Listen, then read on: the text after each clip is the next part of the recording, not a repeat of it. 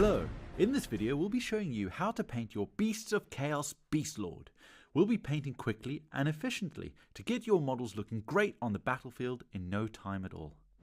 The first thing we've done is undercoat our model, and for this colour scheme we've used grey cere. We will also be using grey cere from the pot to tidy up any areas that need it. The paints you'll need are on screen now. The great thing about this guide is that it uses just 10 paints. Remember that these are our recommendations. Feel free to paint your miniatures however you like.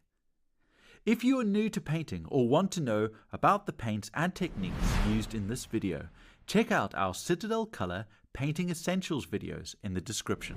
The first paint that we'll be using is Gorthor Brown, and we're going to be applying this all over the skin and the fur. Now Gorthor Brown is a layer paint, so once you've applied this over all the areas where you want it, just come back and do a second thin coat. This will help to get really nice coverage.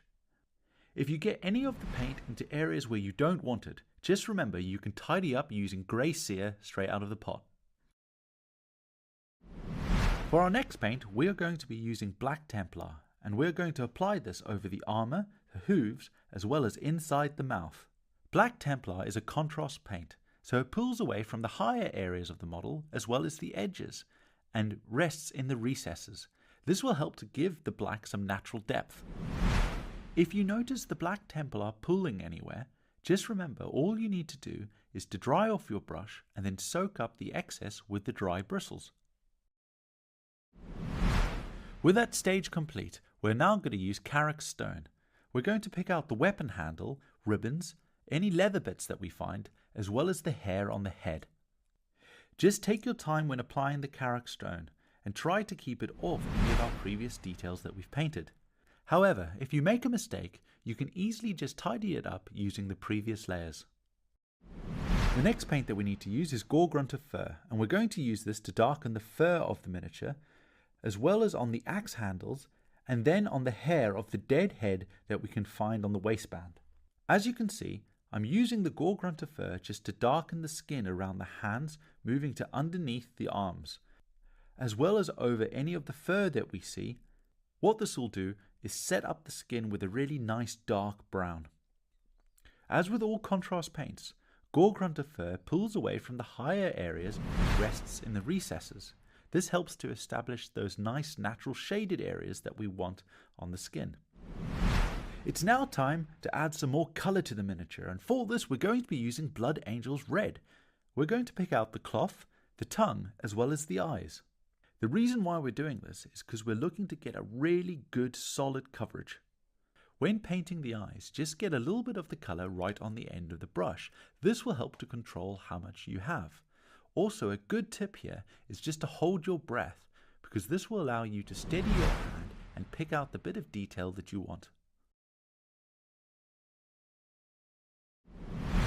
It's now time to pick out the metallics, and for this we're going to be using Lead Belcher. Just take your time when applying the Lead Belcher, as you don't want to get it over any of the other details that you've previously painted. However, as always, if you do, you can always just tidy back up with the previous layers. If you get lost where the metallic details are, just remember to check the box art to help you out. When you're finished with the Lead Belcher, a good tip now is to change your water pot, because you don't want to get any of the metallic flakes into the rest of your paints. The next paint that we need to use is Skeleton Horde, and for this we're going to be picking out any of the bone details that we find on the miniature. You can see these on his waist armor, the helmet, as well as his horns, and then the two skulls as well. Once you've finished the first layer of Skeleton Horde and allowed it to dry, a good tip now is to apply a second layer and apply it straight into the recesses. This will give the bone some depth. With the bone details complete, we now need to shade the miniature, and for this we're going to be using Agrak's Earthshade.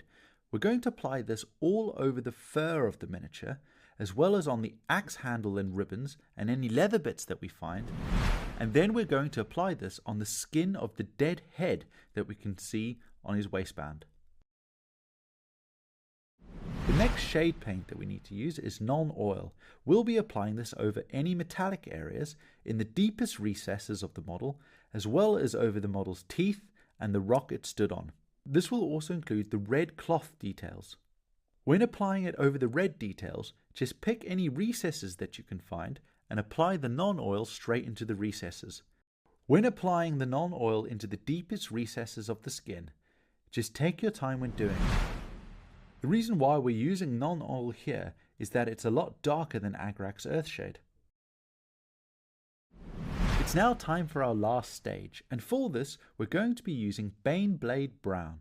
We are going to be using Baneblade Brown to layer over the flat muscly areas that you can see, and then just edge highlight the fur areas. When layering, try to keep your paint nice and thin. This will help to stop it being too thick and goopy going onto the model. When edge highlighting the fur, just remember to use the edge of your brush. This will allow you to control your paint and do nice sharp lines. Applying Baneblade Brown as a layer over the muscles helps to establish that two-toned skin color effect that we can see on the box art. And there we are. Your Beasts of Chaos Beast Lord is finished and ready for battle in the mortal realms. You can see that our model is based in Armageddon Dunes, but you can base it in any color you'd like. If you want to learn more about basing, check out our technical paint video on how to base your models. Well, we hope you've enjoyed this video, and we'll see you next time. Bye bye!